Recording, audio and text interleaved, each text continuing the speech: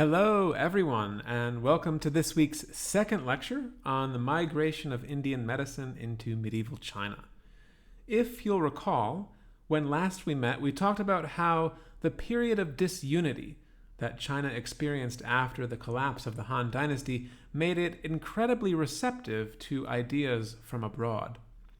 As the philosophical foundations of the country's elite culture, specifically Confucianism, fell into disrepute, Buddhism stepped into the void.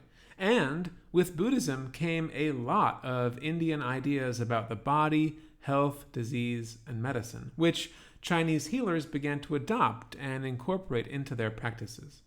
However, as we pointed out, the process by which Indian medicine gained inroads into China was not a smooth one. So, how exactly did Indian medical theories and practices travel into China? What happened to them as they entered the country? In the last lecture, we suggested that the field of translation studies could help us understand these questions. In what follows, I'd like to provide one concrete example of Indian medicine being translated into China, so we can see both the kinds of strategies that translators used and the various social and cultural factors that influence their decisions. As such, our questions for today are as follows. 1. Did translators opt for a foreignizing or a domesticating strategy when introducing Indian medical theories and procedures into China? And 2. What shaped their decisions about which of these strategies to employ? Now, there are lots of different ways we could approach these questions, as the topic we're covering is a fairly large one. I'd like to get into it by looking at one particular individual, Avalokitesvara, or, as they came to be known in China, Guanyin. Originally, Avalokitesvara was a deity who featured prominently in Indian Buddhist writings, in particular a text called the Lotus Sutra.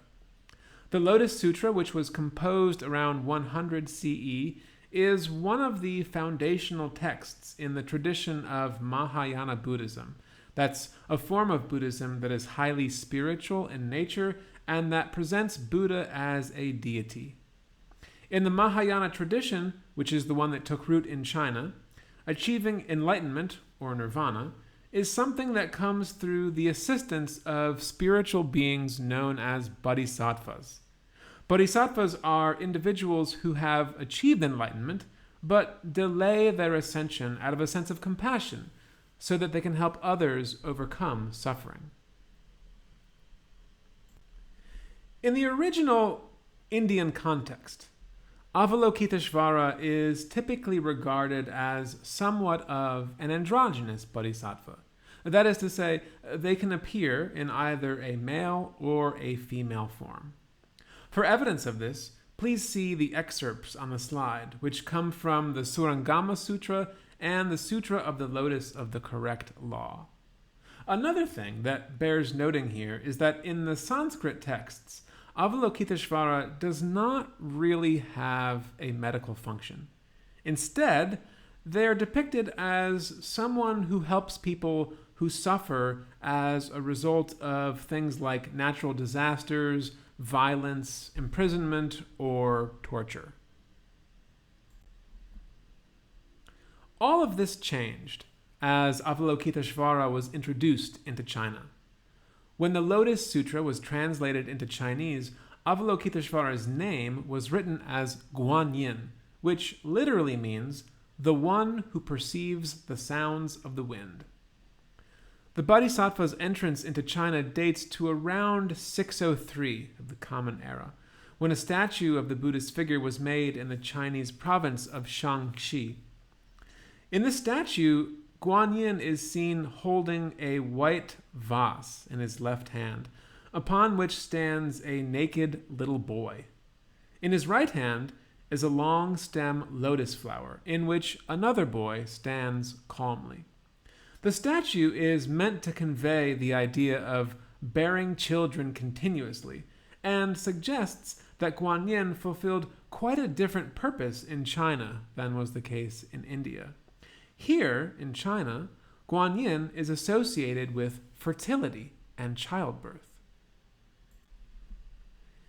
And interestingly, as Guanyin came to be associated with fertility and childbirth, they underwent something of a sex change as well, transforming into a fully female deity.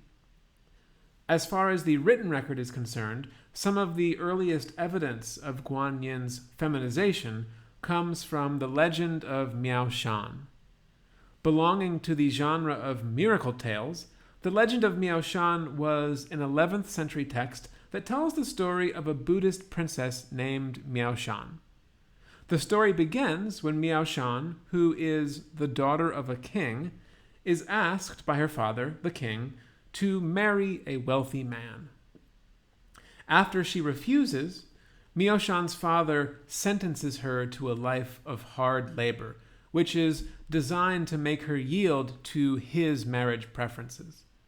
Instead of marrying, however, Miao Shan seeks refuge in a Buddhist temple and becomes a nun. Enraged at this, her father first tries to burn down the temple and then orders her to be put to death. After several failed attempts, the king finally succeeds and Miao Shan descends into hell. While there, she witnesses the suffering and horrors that beings there must endure, and her compassion, along with all of the good karma she had stored up from her deeds on earth, frees many of these souls. Later, Miao Shan herself returns from hell, where she learns that her father has fallen sick. After several physicians fail to cure him, he encounters a monk who says that he will only be cured by making medicine out of the arm and the eye of a person who is without anger. The monk suggests that such a person can be found at a place called Fragrant Mountain. The person in question is Miao Shan herself. But when her father journeys to the Fragrant Mountain, he does not recognize her. Nevertheless, Miao Shan offers him her eyes and arms.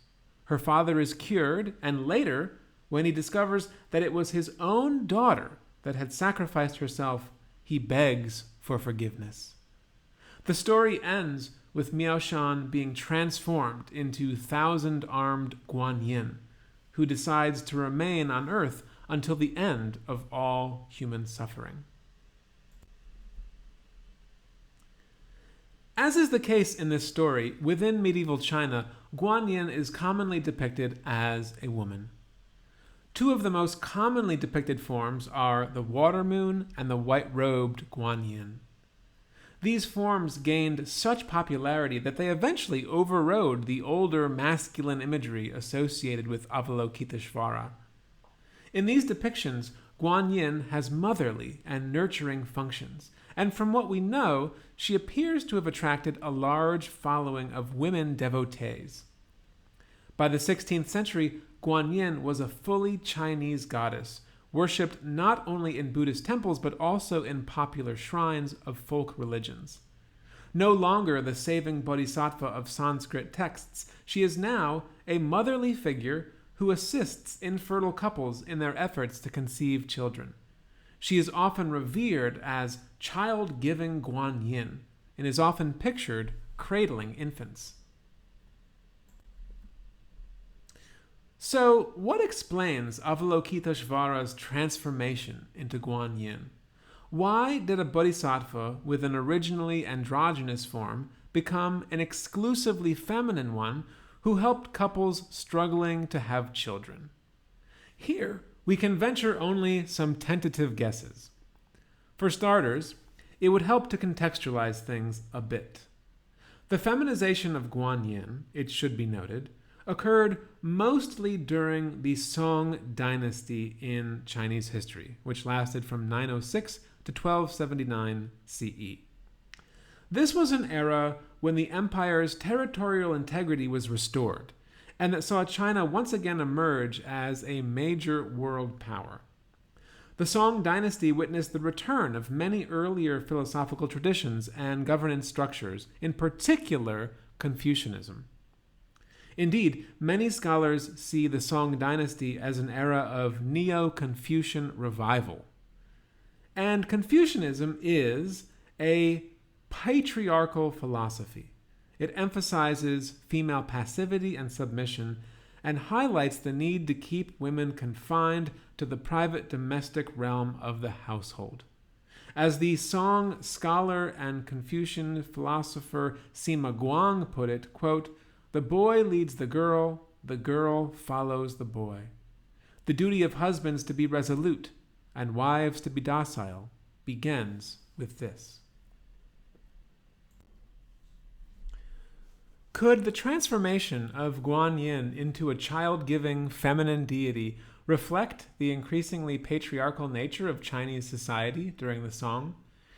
In answering this question, it might help to talk about medical developments of the period more generally.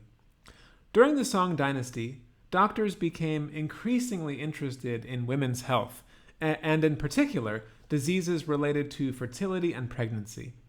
For the first time, women's diseases, what we would today call gynecology, and what at the time was called Fuke, became an object of medical study, taught in the official curriculum, and gradually, practitioners in this field gained prestige from being associated with it.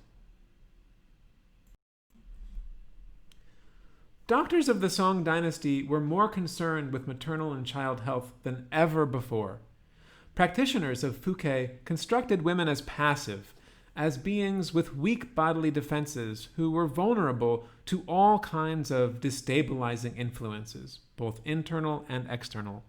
As evidence of this, we need look no further than the writings of Sun Simiao, a renowned physician whose Imperial Grace formulary devoted 12 chapters to the subject of Fuke.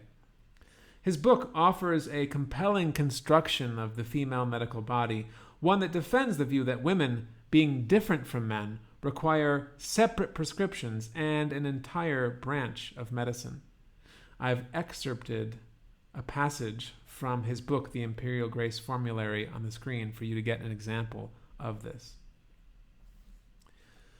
Knowing that Guanyin's feminization occurred at a time in which Chinese medicine increasingly devoted itself to gynecological questions, we might ask, might both Guanyin's transformation and Fuke have served as a means of propping up Confucian models of kinship and governance?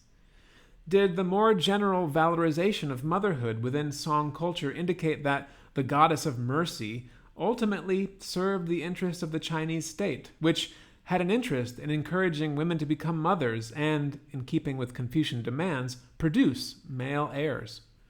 And if so, does Guanyin's feminization reflect the increasing subordination of women during the Song period? Does Guanyin's rising importance reflect women's decreasing autonomy and independence at this time? This is certainly one interpretation, although there are others available to us as well. We might instead see the rise of Guanyin in Chinese Buddhism as a vehicle through which women empowered themselves and gained higher status within society. Perhaps, as with the rise of gynecology more generally, this reflected women's success in finally getting educated, elite doctors to listen to them, to acknowledge their problems, and devote special study to them. Regardless of the conclusion we reach here, the more important point is that the transformation of Avalokitesvara into Guanyin reflected a strategy of domestication among translators of Buddhist medical texts. Instead of making this bodhisattva appear strange and foreign, translators made her seem familiar, fitting her into Song society in a way that was recognizable and that nicely aligned with China's growing interest in questions of pregnancy, childbirth, fertility, and the diseases of women more generally. It was through this strategy of domestication that Indian medical concepts gained a foothold within China, and this explains why Indian medicine in China became something very different than it had been in India. In the process of translating texts, a hybrid form of medicine took shape, one that combined elements of Chinese and Indian medical thought and made something new out of them.